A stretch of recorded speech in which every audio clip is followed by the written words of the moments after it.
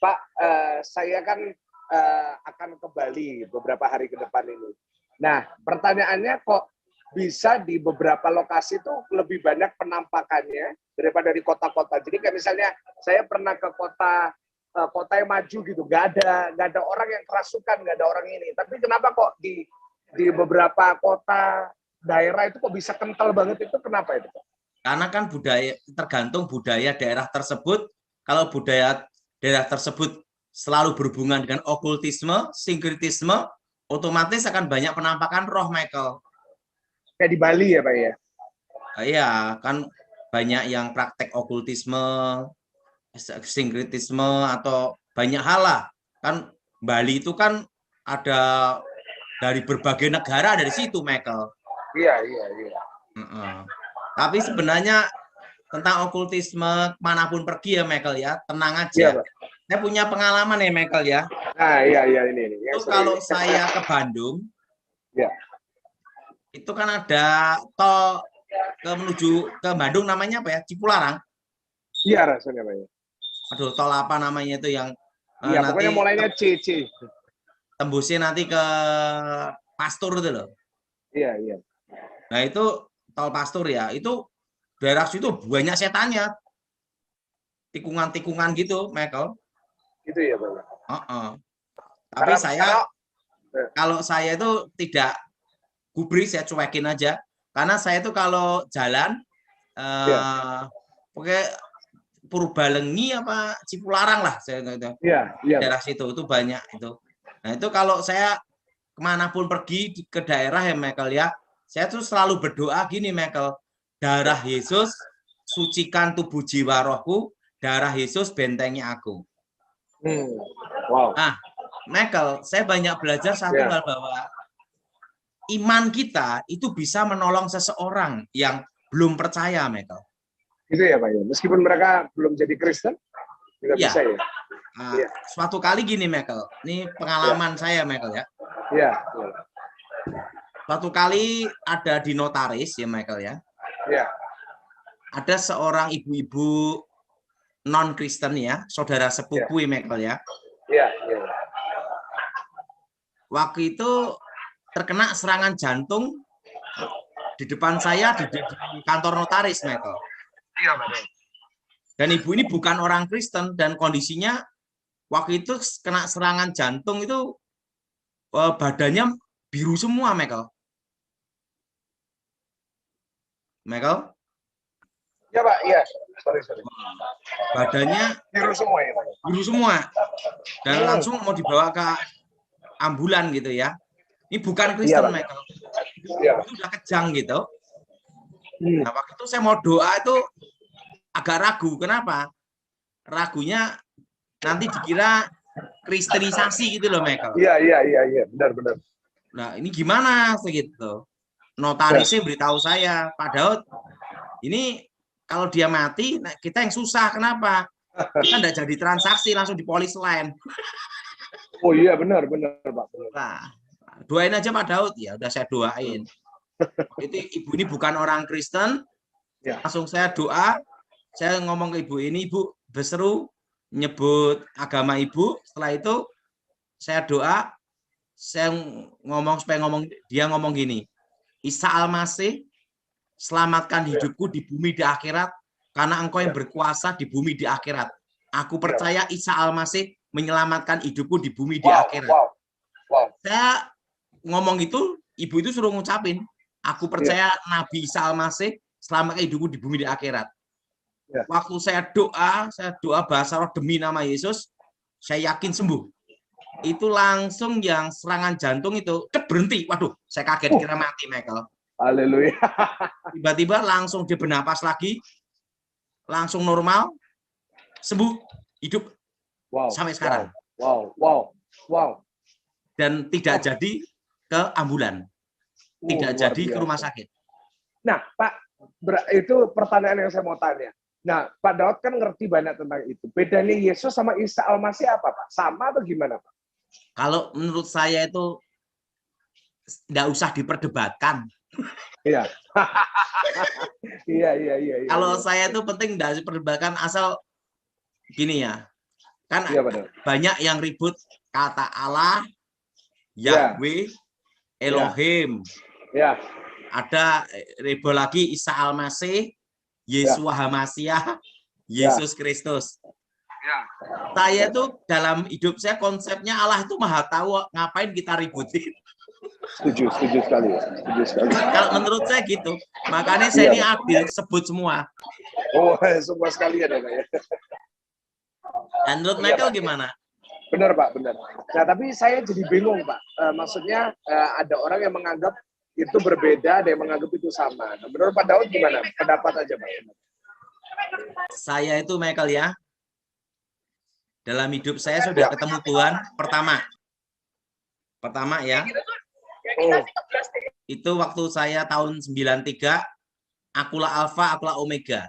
Langsung kata apa? Yahweh. Jadi pertama kali saya mendengar nama Tuhan itu Yahweh, Michael. Iya, Pak. Nah, kedua, waktu saya dibawa ke surga, Yahweh. Nah, ini saya perjumpaan dengan Tuhan 2 kali loh, Michael. Iya, Pak. Nah, saya punya kawan ngomong, kalau Pak Daud ketemu yang ketiga kali, bablas. Setuju, Pak.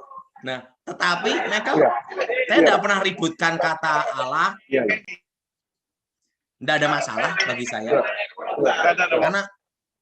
Karena bagi saya, Michael ya, hal seperti itu diributkan tidak ada gunanya. Benar, Allah maha tahu ya, Pak ya. Iya, kalau saya gitu. Iya. Dan menurut Michael gimana? Setuju, Pak. Saya paling nggak suka debat. Yang Bapak ngomong itu benar. Ya, Tuhan itu maha tahu mau manggil apa. Dari dulu ada orang nyanyi Allah, pakai nama Allah pun yang sakit tetap sembuh ya kan. Ada lagi Michael ini, ada yang nanya saya, Michael. Iya. Saya ini kan ada yang mengkritik saya macam-macam, Michael. Iya. Mensos apa, ada yang kritik, ada yang ngatain saya tentang apapun, tentang surga, tentang apa. Saya tidak mau berdebat, tidak mau klarifikasi atau mau membenarkan diri, tidak usah, Michael. Kenapa? Karena saya punya konsep. Michael? Ya. Ini suaranya kok ini berisik ya, Michael? Sorry, saya lagi di luar nih, Pak. Oh iya, karena saya ini punya konsep dalam hidup saya, kebenaran itu tidak usah dibela. Iya, benar. Karena kebenaran akan membela dirinya sendiri. Iya, Pak. Nah, kebenaran itu akan terbuka dan keadilan akan seperti surya kebenaran bersinar. Iya. Jadi makanya saya itu dikritik di apapun ya, diem aja, Michael. Hidup kita ini milik Tuhan, punyanya Tuhan. Kalau mau Tuhan mau ambil silahkan. Saya punya konsep gini, Michael. Kalau Tuhan percayakan saya akan kerjakan dengan sebaik-baiknya. Ya. Tapi kalau Tuhan bicara ngomong sama saya stop, nah saya akan stop sebaik-baiknya juga. Tapi jangan stop lah, Pak. Banyak orang nanti nyariin, Pak. Kalau saya gitu, kalau Tuhan maunya saya bekerja, berjalan, penginjilan, pelayanan dipercayakan, ya saya jalanin, Michael. Gimana, Michael? Iya, benar. Setuju, Pak. Apa yang dipercayakan Tuhan ngomong aja. Itu yang kita kerjakan. Gitu aja, Michael. Michael. Setuju sekali. Tapi kalau Tuhan bicara sama saya, Daud, kamu stop, ya saya stop, Michael. Wah, nggak mungkin lah, Pak. Nanti sampai akhir hidup pasti melayani terus, saya yakin. Tahu enggak? Mungkin Michael, konsep hidup saya, kan pernah ada yang tanya, Pak, saya pernah punya pengalaman ya, Michael ya, lagu itu diaku orang. Ya, itu baru-baru ini. Ya, dilaku orang macam-macam. Saya ditanya, Pak Daud, mau pertahankan enggak untuk membela diri? Tidak. Loh, kenapa? Karena bukan milik saya. Iya, miliknya. Miliknya Tuhan. Jadi kalau mau ribut-ribut urusan dengan Tuhan. Setuju, Pak. Setuju. Karena menurut saya, Michael ya, kalau pendeta masih negor kita, happy kita. Betul? Tapi yang paling saya takut itu kalau Tuhan yang negor kita. Waduh, itu nggak ada ampun, Pak. Selesai. Ya, gini, Michael. Ini punya pengalaman ya. Iya, Pak. Kalau kita difitnah orang, ya. Terusan ada orang kritik kita habis-habisan di medsos, ya. Media sosial, ngata-ngatain kita, menghakimi kita, jolimin kita. Kita ini bersyukur, artinya kita ini apa? Diperhitungkan. Iya benar, kita laku, Pak. Berarti kita laku. Artinya kita dipercaya. Artinya kita ini diperhitungkan, betul enggak? Benar. Dianggap ya, Pak, ya. Dianggap. Justru kalau kita ini tidak difitnah, tidak diperhitungkan, itu harusnya kita berpikir. Iya, benar. Itu berarti belum berhasil, Pak. Kalau udah diomongin berarti berhasil ya, Pak. Karena menurut saya tuh justru karena diomongin itu kita bersyukur, berarti masih ada yang memperhitungkan kita. Benar, setuju. Ini kan ada telepon hamba Tuhan juga, Michael. Iya. Ya, kan istrinya itu baru di medsos ada yang ngoceh-ngoceh, ngomong ya ndak enak lah tentang istrinya, karena istrinya bicara tentang jalan keselamatan tuh loh, Michael. Oh iya. Oke. Nah, waktu itu saya ngomong sama suaminya, udahlah diemin aja lah. Kenapa? Justru bersyukur kalau istri kamu di medsos ada yang mengkritik, artinya diperhitungkan. Iya. Udah mulai naik daun berarti, Pak, ya. Iya. Justru kalau tidak diperhitungkan itu tidak dianggap, itu kita mikir berarti pelayanan kita masih biasa-biasa aja gitu. Iya, kayak gereja 1 jam saja suka dijelekkan itu, Pak. Gereja kok cuma 1 jam. Berarti diperhitungkan, Pak, ya. Iya, jadi gini ya. Justru kalau kita ini difitnah, dimaki-maki, dijolimin, bahkan terang-terangan di media sosial, dikatain macam-macam, dikritik habis-habisan. Iya. Kita ini malah bersyukur, Michael. Iya. Amin. Berarti kita ini diperhitungkan. Benar, setuju, Pak. Yang kedua, berarti posisinya yang ngata-ngatain kita itu masih di bawah kita, Michael. Wah, iya. Betul, Pak, betul. Nah, Pak, kalau posisinya di atas kita, enggak akan memperhitungkan kita. Benar. Dan menurut Michael gimana? Setuju banget, Pak. Nah, Pak, ini di chat ada yang bilang orang tua saya, ini dari message ke saya, orang tua saya usia 91 tahun, nggak bisa, itu sudah sakit, udah apa, tapi nggak bisa meninggal. Nah, itu kenapa, Pak?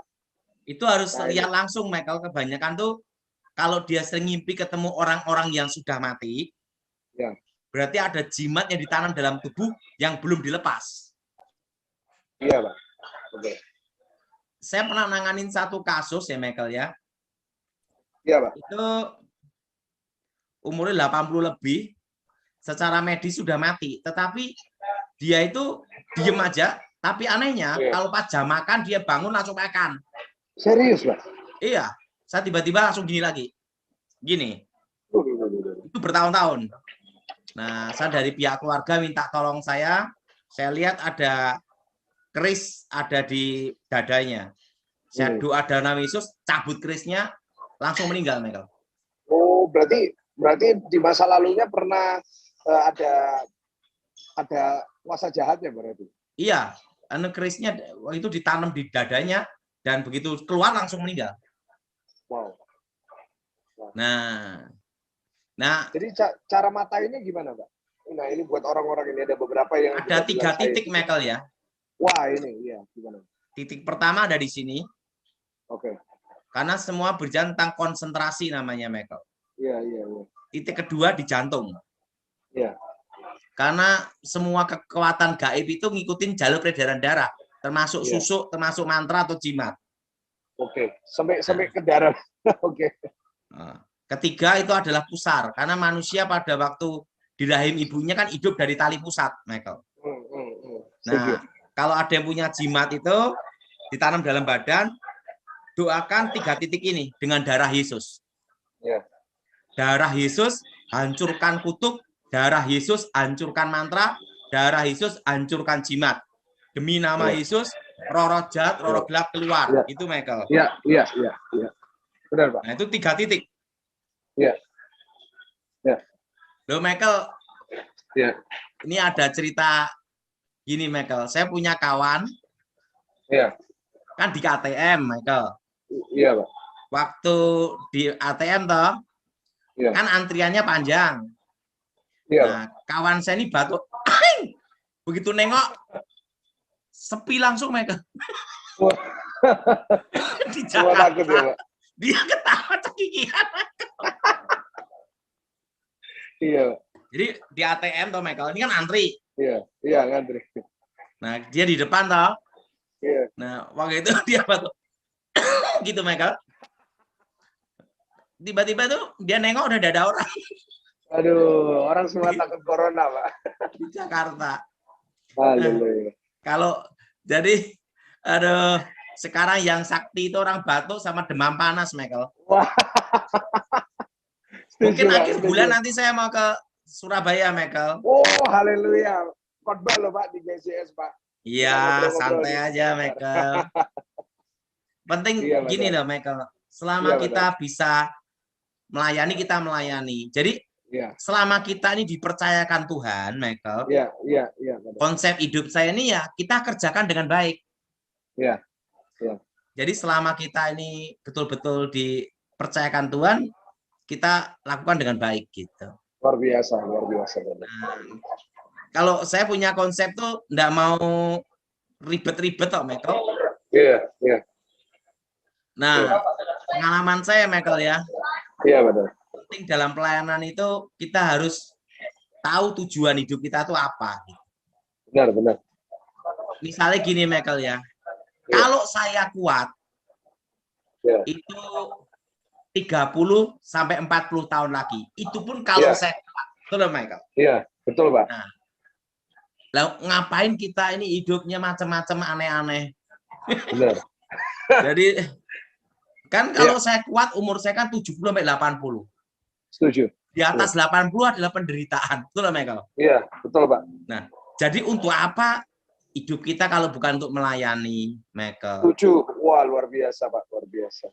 Kalau saya kan gitu aja. Makanya saya tuh kalau ada yang tanya apa konsep pelayanan?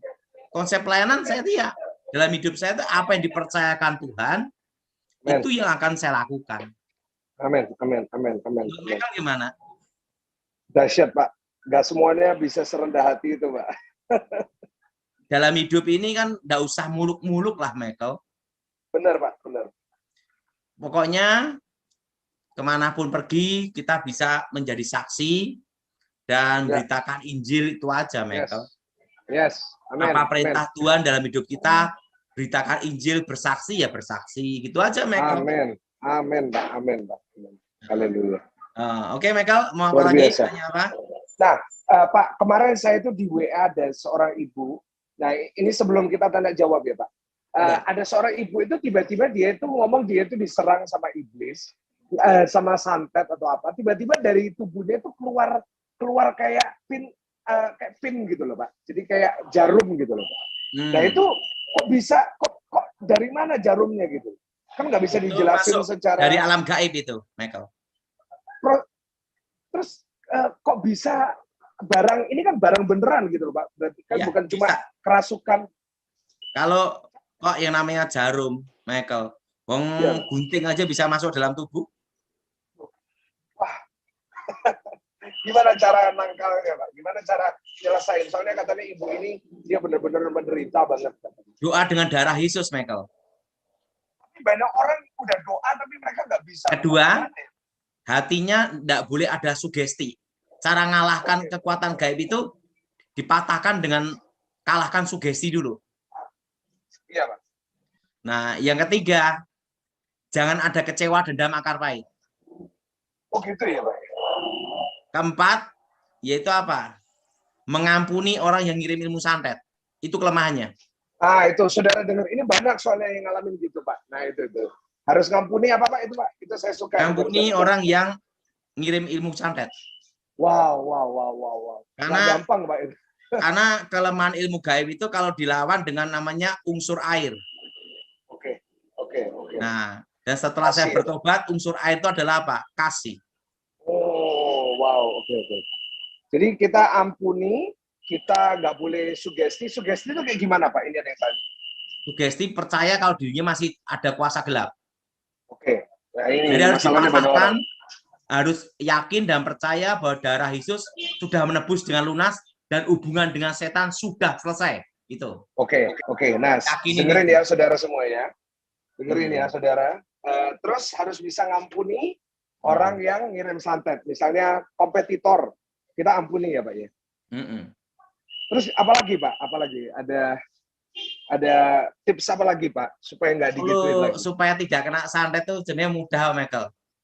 Hati gembira suka ketawa. Udah nggak bisa kena. Wah. Amin. Kalau mau ngalahkan ilmu tanah kuburan atau mateni rezeki, mateni sandang pangan, itu mudah lagi Michael. Iya. Suka nolong, suka gimana, memberi. Suka nolong, suka memberi. Iya, Pak Daud pernah bilang kayak gitu. Tidak bisa kena itu. Harus memberi. Iya. Nah, Pak, terus ini ada yang tanya lagi. Nah, ini sambil saya mewakili, Pak, ya, orang-orang ini. Nah, ini ada orang-orang yang mereka restorannya jadi sepi karena setiap kali orang lewat itu nggak kelihatan. Oh, berarti disiram tanah kuburan. Itu biasanya setiap malam Jumat ada bau busuk menyengat di depan pintu utama. Itu ditutup namanya Michael. Nah, itu ada cara doanya Michael. Iya. Itu kan yang ditutup kan bagian luar rumah atau luar restoran jalannya. Nah, itu harus setiap kali mau buka restoran, doa dulu, darah Yesus buka jalan berkat. Oke, ya itu dengerin saudara ya. Darah Yesus buka masa depan. Iya. Darah Yesus hancurkan mantra. Darah Yesus buka berkat tempat ini. Roh jahat keluar demi nama Yesus. Itu Michael. Nah, itu harus dibuka jalan berkat namanya. Iya. Tapi tipsnya tetap sama ya Pak, harus mengampuni, nggak boleh sugesti, nggak boleh kayak tadi itu ya Pak ya. Iya. Wow, oke. Nah itu dengerin Bapak Ibu Saudara ya, nggak perlu ketemu Pak Daud Tony, saudara perlu melakukan yang diajarin Pak Daud Tony, keren banget. Pak Daud. Ya, lanjut. Supaya kita ini punya usaha atau bisnis, tidak kena setan, supaya tidak ada gangguan. Nah, itu setiap hari doanya darah Yesus buka jalan berkat. Oke. Darah Yesus buka masa depan. Ya. Wow. Oke, Pak. Dalam hidup ini sebenarnya konsep untuk pelayanan, termasuk hidup sehari-hari, konsep untuk mengusir setan, konsep untuk pengalaman hidup kita itu intinya adalah iman. Dari iman kembali ke iman, Michael. Iya, Pak. Pokoknya dalam hidup ini konsepnya satu, saudara. Dari iman kembali ke iman. Kedua, hidup adalah untuk kepengabdian kemuliaannya. Gitu. Amin. Jadi hidup kita adalah untuk pengabdian, untuk kemuliaan Tuhan. Gitu, Michael. Amin. Dan dalam hidup ini nggak usah ribet-ribet, mumet-mumet, Michael. Ya, amin. Oke.